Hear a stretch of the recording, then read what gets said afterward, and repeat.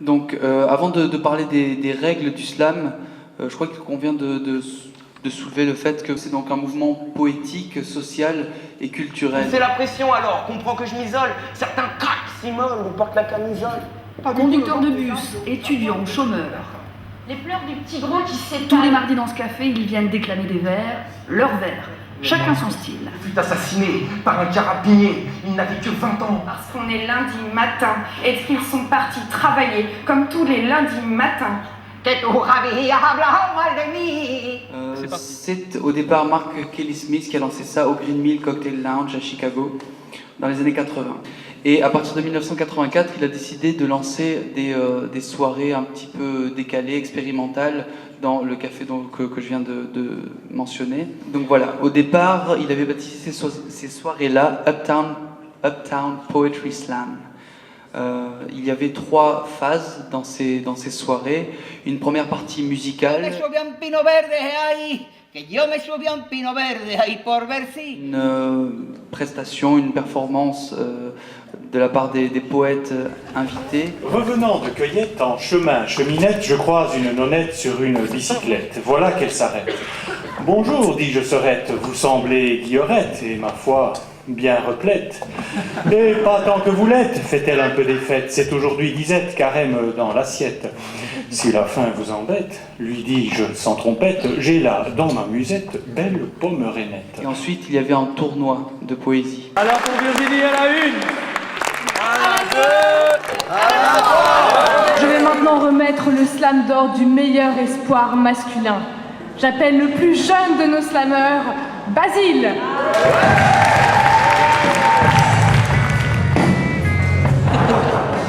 La peur, c'est tout d'abord un défaut, un méchant défaut. Tout le monde a ce défaut, ce méchant défaut. Il fait peur à tout le monde, il n'y a pas de remède. Le remède, je crois que c'est le courage. Grâce au courage, je suis ici en train de faire cette poésie. Voici. Alors l'ambiance était exubérante, carnavalesque, etc. L'objectif c'était vraiment de recréer une ambiance de match de boxe où il y avait des gens qui criaient dans tous les sens, beaucoup un déploiement d'une certaine joie. il est là.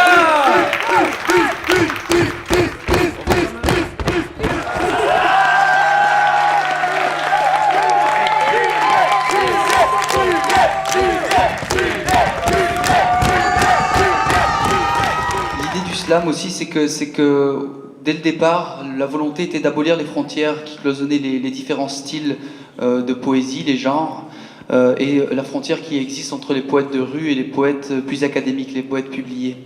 La volonté de Mark Smith était aussi d'affirmer, d'insister sur le caractère démocratique, ou d'introduire en tout cas un aspect démocratique dans la poésie qui n'appartenait plus qu'à une certaine élite à ce moment-là. Et il voulait faire en sorte que la poésie s'affranchisse aussi des préjugés qui pesaient sur elle, et donc il a voulu ajouter cette dimension spectacle. Et une petite nouvelle qui arrive, Caribou. Oui. On enchaîne de suite avec Eben. Néo Slam. Il appelle Pépi. Donc à ce moment-là, toujours dans les fin des années 80, début 90, le mouvement est toujours relativement méconnu du grand public, on va dire. Et il y a néanmoins un espèce de mouvement qui se crée, puisque les gens qui participent à ces soirées, qui sont plutôt intimistes, puisque voilà, on n'est pas trop au courant, enfin le reste du public n'est pas trop au courant de ce qui se passe dans ces cafés, dans ces soirées de récitation de poésie, etc. Et donc il y a un sentiment d'appartenance à la slam family qui se développe. Et à partir de là, donc c'est des gens qui se réunissent pour partager des textes, et pour partager plus que ça, ils apprennent à se connaître. Anne-Sophie, qui a 30 ans, qui est rêveuse professionnelle et qui est blonde à l'intérieur. Et de là, ça a créé d'autres scènes slam ailleurs, et une communication entre les différentes scènes slam. On termine cette première manche avec une guest star. Je crois que c'est elle qui nous vient du plus loin. Alors, réservez-lui l'accueil qu'elle mérite. J'appelle la même qu'on n'appelle pas.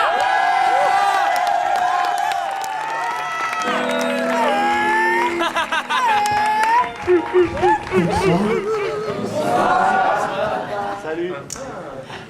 En fait, je vais prendre mon temps.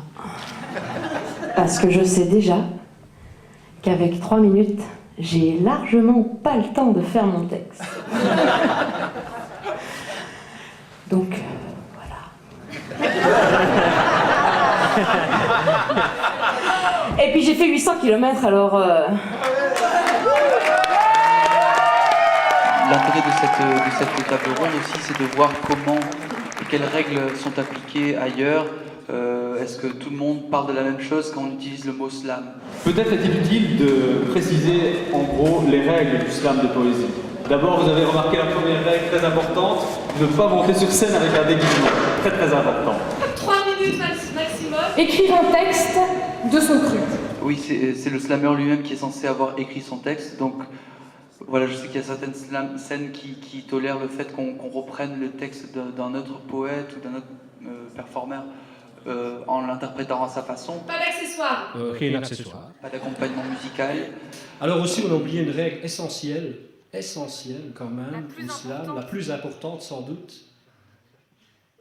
Vous la connaissez? Un vers dit, un poème offert?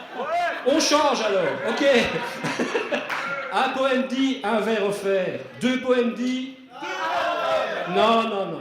Et on applique aussi la règle du jury. Donc on a 5 jurés qui sont choisis aléatoirement dans le public, à qui on donne une ardoise et ils doivent noter les poètes en donnant une note entre 0 et 10 avec un chiffre après la virgule. Ensuite on enlève la meilleure note et on enlève la plus mauvaise note pour obtenir une note sur 30. Donc voilà, il y a pas mal de débats éthiques autour de ces différentes règles. Notamment pourquoi 3 minutes, on n'a rien le temps de dire en 3 minutes. Donc au Théâtre de la Vie à Bruxelles, ça devient 5 minutes. En Allemagne, en général, sur les scènes slam, c'est 6 minutes. Pourquoi est-ce qu'on vote avec des ardoises? Est-ce que c'est pas un petit peu capitaliste comme façon de penser? Le concept cabaret, il se retrouve dans beaucoup de soirées slam et là, il y a des éléments de comparaison. Après, peut-être il faudrait que j'assiste à une soirée sans notes. Parce que moi en fait je déteste les notes. Le débat de la feuille et de la non-feuille. Honnêtement, j'ai beaucoup de respect pour ceux qui arrivent à le faire sans feuille. Parce qu'en plus forcément d'arriver à pondre le texte, il faut arriver à le retenir par cœur et le déclamer avec intonation. Maintenant honnêtement, la feuille a son charme aussi. Parfois je trouve qu'elle fait un petit peu partie. On dit sans accessoire, c'est vrai qu'on n'est pas censé avoir un accessoire, mais finalement il sert un petit peu d'accessoire. C'est un petit peu une espèce de support et les gens au niveau du regard, les gens se portent vers le public, puis ils se rattrapent sur leur feuille, puis il y a une espèce de jeu comme ça qui est encore assez chouette. Maintenant ceux qui arrivent à le faire sans feuille, ouais forcément c'est peut-être un pas supplémentaire et c'est vraiment impressionnant en tout cas au niveau du boulot et au niveau de la mémorisation, respect, c'est beaucoup plus impressionnant. I started to organize slam and I was the host of the event. I do it for 3 years, but after half year I started slam, so not so long. And I still feel that I should practice and do it in a better way and know it by heart, because I'm kind of boss at home and I always say to people that you should know it by heart, and because there's no connection between the audience and the performer if there is a paper between the two, so it's really important to know it by heart, so there is the connection, the audience can feel the power of the performance, so that's what is slam about, I guess. Donc voilà. Tout ça, c'est à vous de nous parler de comment ça se passe dans votre pays et de quelles règles vous appliquez et pourquoi. We have 3 parts of the night. First is the team slam. We always find a team and they have to write in it. And then the open mic. And then in the final is a competition, a contest that we just drop in 10 words, and then the 11th, and the 11th will be the team of the slam, and you have to write a slam with these 10 words included, and you have 20 or 30 minutes. That's how a competition looks like in our slam event every month. But when we have a bigger slam events, we organize it together with Tilos Radio at home, with Bly Works, and then we have the original slam contest that there's judges and there are rounds, final rounds, and 3 minutes limit and this. But for example, in Page, they don't like contests. They just have open mic for everything, and they have a band behind their slammers, and that's how it looks like in Page. À Avignon, concrètement, pour répondre à ta question, ça fait la 4e saison, on entame là la 4e saison de scène ouverte slam session. Et la particularité, si je peux le dire, c'est que c'est slam a cappella, après il y a une pause et après il y a de la musique. Enfin il y a de la musique. Il y a un mélange slammer-musicien, en général improvisé. Maybe one thing. Then in Hungary there is a lot of hip-hop influences in slam. So the events are not so club-like, if I just say this new English word, club-like. When I just arrived here, I looked around and said, oh, red lights, people are sitting around tables, these are actually round tables, and calm and cheer and loving this. In Hungary it has a little bit more underground feeling in it because it's new. I think here it's settled now. Donc en Flandre, on n'a pas la même scène qu'aux États-Unis. C'est un peu différent. Ici, en 2003, on a créé le Scrave. Creative Scrave. C'est une organisation donc qui s'occupe du slam en Flandre. Ils organisent donc une compétition. On peut parler pendant 5 minutes, pas d'accessoires. Et vous pouvez ramener vos accessoires et voilà, vous avez 5 minutes. And it was with a professional jury. Il y a un jury professionnel. And you had to send in your texts on forehand. Vous devez envoyer votre texte à l'avance. So they would make a pre-selection. Il y a une présélection qui s'effectue. And then on stage you could do anything you wanted. Et après sur scène, vous faites ce que vous voulez. Vous avez 5 minutes. And there was a final in Antwerp. The first one was in Antwerp. La première finale a été tenue à Anvers. And it was in the boxing ring. Dans une salle comme ici. Yeah, and in the boxing ring. Sur un ring, dans un ring. Sur un ring donc. It was that's put in the library, and they put a boxing ring in it.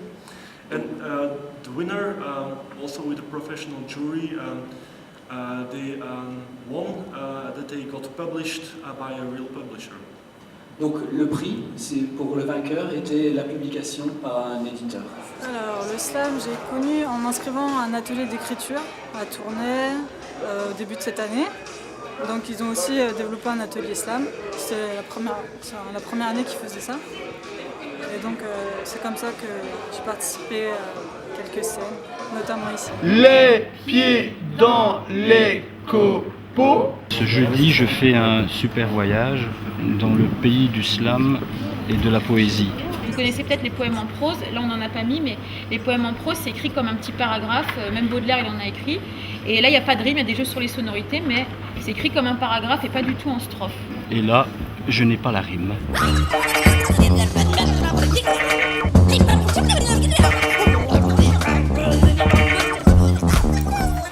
En fait, on doit écrire un poème en slam, parler avec son cœur, pas réfléchir. J'écris ce qui vient, c'est pas forcément calculé. Écrire. J'écris ce qui est plus facile à faire rimer. Et depuis, je suis restée sans voix. Donc en tant qu'outil pédagogique, les vertus du slam, ça permet de réexplorer sa propre langue, de l'envisager sous des aspects différents, d'apprendre à jouer avec les mots. C'est un peu compliqué, c'est pas évident. J'en ai tous en fait. Des petits papiers, à l'occasion papier chiffon, style un soir papier buvard. Lucie au pays de l'amour. Voilà, je vais vous raconter mon histoire, mais vous n'allez pas me croire. Au firmament, c'est nous les plus forts. Personne ne nous faut du tort. Sous la voûte au bleu nocturne, tandis que la nuit tombait. Le ciel bleu, le sable d'or font de ce lieu un vrai trésor. Voyage andromadaire, J'attends la suite, j'attends que ça vienne. Qui que tu sois, d'où que tu viennes, si tu as un poème dans la bouche ou dans tes mains, si tu le lis, bah, bienvenue. Et ce qui est génial, c'est de voir des gens qui passent la porte une première fois, qui sont tout hésitants, donc qu'on accueille, et qui hésitent vraiment à monter sur scène, qu'on encourage, et qui viennent te voir après en te disant c'était génial, je regrette pas, et ça, pour moi, c'est la plus grande victoire. Se décider et oser faire un petit pas, ça apporte quelque chose. C'est juste une question de faire le premier petit pas, d'y aller et d'oser, parce que finalement c'est ouvert à tous, donc pourquoi pas. Le plaisir d'entendre les gens déclamer des textes aussi chouettes, d'avoir des idées, des points de vue aussi prenants, de se dire ouais, enfin moi j'ai plaisir à les écouter, pourquoi pas essayer d'y participer aussi et faire partie intégrante un petit peu de cette chouette cuisine, voilà, un petit peu pour ressembler à la cuisine. Tu dis t'as envie d'être un ingrédient un petit peu aussi et d'amener un tout petit grain de sel. Je sais pas si c'est spécialement bien, mais en tout cas voilà, ça relève le. Principe important du slam, le meilleur slammer ne gagne jamais. Être premier, c'est facile. Être deuxième et être troisième, c'est débile. D'ici là, gardez l'envie, gardez la folie, mais surtout, restez vivants.